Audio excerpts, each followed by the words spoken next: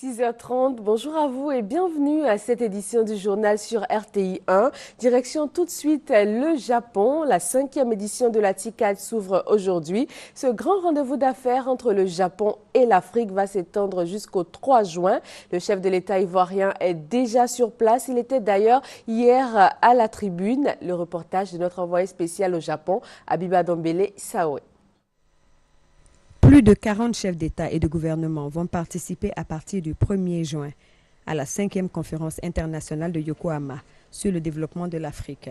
L'occasion de renforcer les partenariats entre l'Afrique et le Japon autour du thème « Main dans la main avec une Afrique plus dynamique ».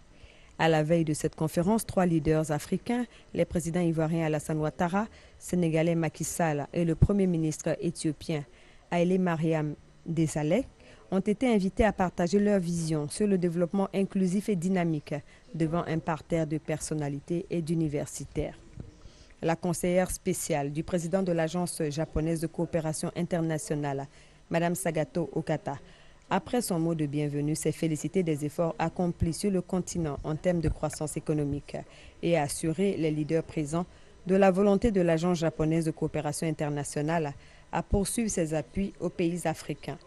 Les 3 panélistes de haut niveau ont été invités à exposer sur le thème du jour, le développement inclusif et dynamique.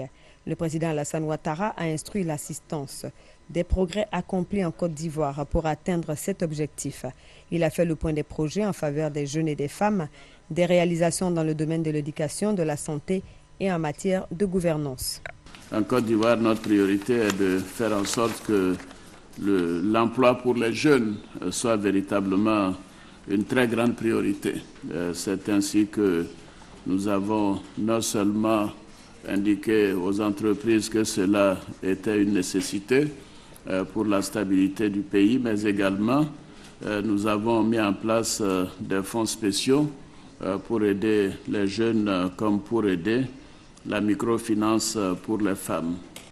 Le chef de l'État a fait part de la bonne santé économique de la Côte d'Ivoire, dont le taux de croissance atteint les 10%.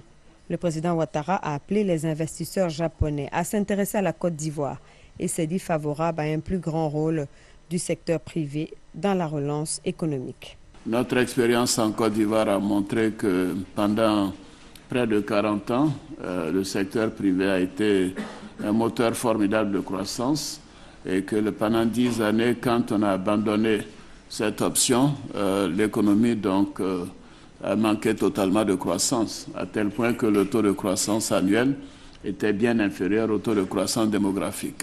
Maintenant que nous avons repris l'investissement privé, nous réalisons quasiment une croissance à 2 chiffres. Je suis d'avis que le secteur privé doit avoir la primauté dans notre mécanisme d'orientation de la politique économique. Je voudrais vraiment lancer un appel à la JICA de faire davantage, de faire beaucoup plus en matière de participation dans certains grands projets d'infrastructure. Le président sénégalais Macky Sall, en phase avec le président Alassane Ouattara, tous 2 libéraux, et le premier ministre éthiopien ont eu au cours de cette table ronde qui a duré 1h30 une tribune au pays du soleil levant pour présenter leur vision du développement de leur pays.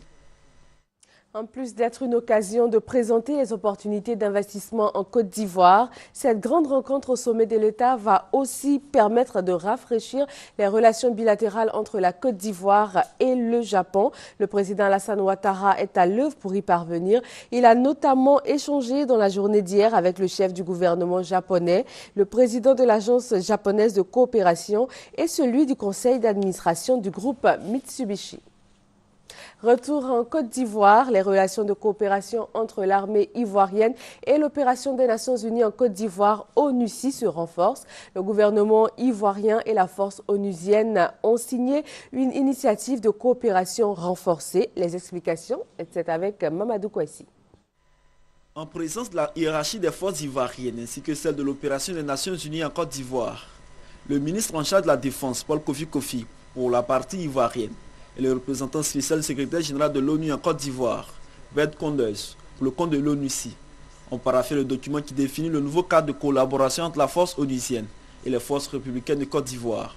Il était important que, compte tenu des mouvements que nous avons opérées sur nos territoires face aux différentes menaces, que nos amis, nos partenaires, les forces de l'ONUCI s'adaptent à ce découpage. Cet accord est le signe de la volonté des deux parties de renforcer leur coopération en vue d'une meilleure efficacité dans la conduite des futures actions sur le terrain, poursuit le ministre en charge de la Défense. Pour le représentant spécial secrétaire général de l'ONU en Côte d'Ivoire, Bert Koenders, il y a des avancées au plan sécuritaire, mais aussi des défis qui pourraient être relevés par cette convention, qui ouvre de nouveaux champs dans la coopération entre les deux forces. On va travailler pas seulement sur le niveau national, mais aussi décentralisé. Ça peut avoir des éléments de formation, de discussion sur des opérations difficiles, sur la coopération dans le contexte de restructuration des secteurs de sécurité. Il faut noter que Bert Koenders quitte bientôt la Côte d'Ivoire pour le Mali, où il vient d'être nommé à la tête de la mission des Nations Unies. Parlons santé, la journée d'hier a été marquée par la célébration de la lutte anti-tabac. 5 millions de personnes meurent chaque année à cause du tabac. Il tue d'ailleurs plus que le VIH, le sida et le paludisme. Delphine Blas nous en parle. Yélé fume en faisant fi des risques auxquels il s'expose. Et pourtant, au bout de ce plaisir, se trouve la mort. Partout dans le monde, plus d'1 milliard de personnes consomment du tabac. Chaque année, près de 6,3 millions de personnes meurent prématurément de maladies liées au tabac, c'est-à-dire plus que le sida, la tuberculose et le paludisme réunis. Il faut aussi compter le décès de 600 000 non-fumeurs suite au tabagisme passif. Si les tendances actuelles se poursuivent, le tabac entraînera 8 millions de décès par an d'ici 2030, dont 80% dans les pays en développement. Un tableau sombre. Face à ce schéma, une lutte hardie s'impose à chacun de nous pour relever le défi d'une vie sans tabac. C'est vrai que c'est une activité qui génère des emplois, mais qui, en même temps, nuit à la société, particulièrement aux habitants, surtout aux hommes. Il faut montrer les dangers du tabac aux hommes, faire des projections pour qu'ils comprennent qu'il y a danger à fumer la cigarette. Un artiste qui a très joué, Issa Sanogo, que tout le monde connaît, qui est malade de ça. Ça doit nous interpeller que le tabac est très dangereux. Donc, je pense que les mesures dont le gouvernement a prises, je pense que c'est très bon, mais c'est de frapper fort pour que, lorsqu'on voit quelqu'un fumer au milieu du public, qu'on interpelle et qui paie des amendes. Autre proposition pour réduire et empêcher le tabagisme, le soutien à la Convention cadre de l'OMS pour la lutte anti-tabac, et notamment les textes sur le tabac qui augmentent le prix des cigarettes, les illustrations de mise en garde, les interdictions de publicité et les environnements sans tabac. La lutte contre le tabagisme doit s'illustrer à travers 2 exemples, l'un concernant le monde de l'entreprise, l'autre le monde de la santé. Ces dernières années, la vente de produits de tabac a diminué ou stagné dans les pays riches, tandis que le tabagisme s'est accentué dans les pays à revenus faibles et intermédiaires. La plupart de ces pays ne disposent pas de politique efficace de lutte contre le tabagisme et sont peu sensibilisés aux effets du tabac sur la santé. Dans les pays où pousse le tabac et qui fabriquent des produits à base de cette plante, l'industrie du tabac exerce une influence considérable et s'oppose activement à l'adoption de politiques de lutte contre le tabagisme. En Côte d'Ivoire, le décret d'interdiction de fumer dans les lieux publics arrive à point nommé. Mais il doit être accompagné de campagnes de sensibilisation pour éviter une mort innocente des victimes du tabagisme passif. C'est avec une grande émotion qu'il a dit au revoir à la radiodiffusion télévision ivoirienne RTI. Akasaye Lazare, ex-directeur général, a été célébré par ses collaborateurs. Son successeur Amadou Bakayoko lui a également rendu hommage. Le reportage est signé Maïsako. C'est un hommage bien mérité qui a été rendu à Akasaye Lazare, ancien directeur général de la RTI, radiodiffusion télévision ivoirienne. Un tribut de la part de la direction générale après 30 années passées auprès de ses collaborateurs. Pour les agents de la RTI, c'est un dirigeant, mais aussi un ami, un frère et un père qui part de la maison. Akasaye Lazare a été salué pour son professionnalisme et sa rigueur dans le travail. C'est un homme d'engagement qui ne ménage pas ses heures. pour la maison RTI. Donc ce sont des valeurs très importantes et c'est un peu tout le sens de cette cérémonie aujourd'hui, c'est de célébrer cette valeur d'engagement et de travail.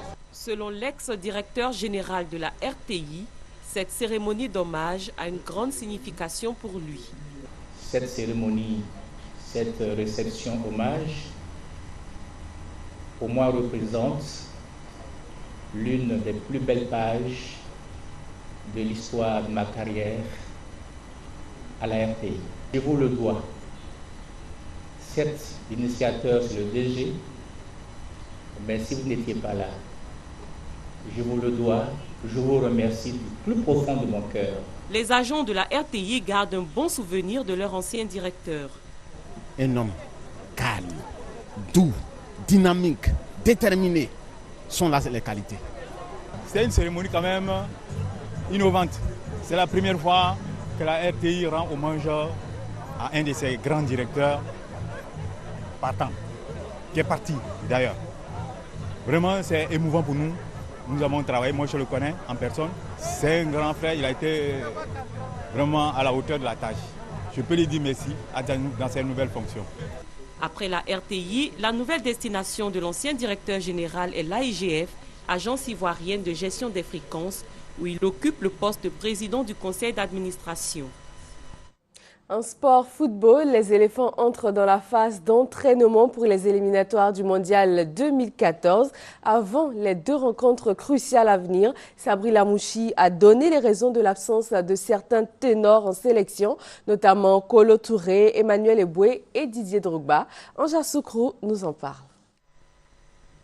Le sélectionneur de l'équipe nationale de Côte d'Ivoire a donné des nouvelles des éléphants avant les 2 matchs capitaux contre la Gambie et la Tanzanie. L'absence de Didier Drogba était l'un des points sur lesquels Sabri Lamouchi était le plus attendu. C'est d'un commun accord parce que je suis conscient de tout ce qu'il a apporté et vous aussi. Et vous aussi, vous êtes conscient de ce qu'il a fait, de ce qu'il a vécu toute la saison. Et vous aussi, vous êtes conscient de ce qu'il peut encore apporter. Mais moi, en tant que professionnel, je dois, avec lui, voir dans quelles conditions on doit faire en sorte qu'il nous apporte encore et qui nous donne le maximum. Didier Drogba sera de retour en sélection au mois d'août 2013 pour un match amical, a révélé Sabri Lamouchi.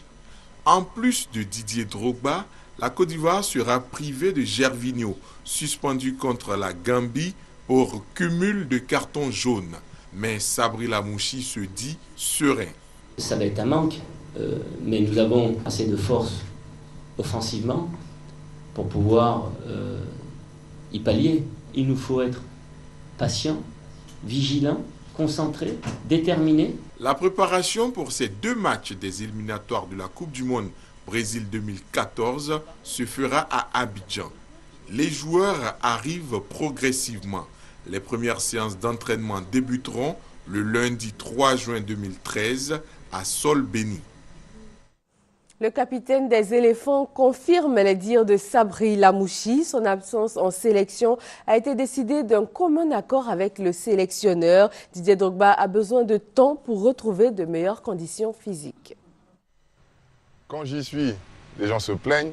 Quand j'y suis pas, on se plaint encore. Depuis le mois de mai dernier, lorsque j'ai quitté Chelsea, je n'ai pas fait de préparation physique. Donc je suis arrivé après une douzaine de jours de vacances.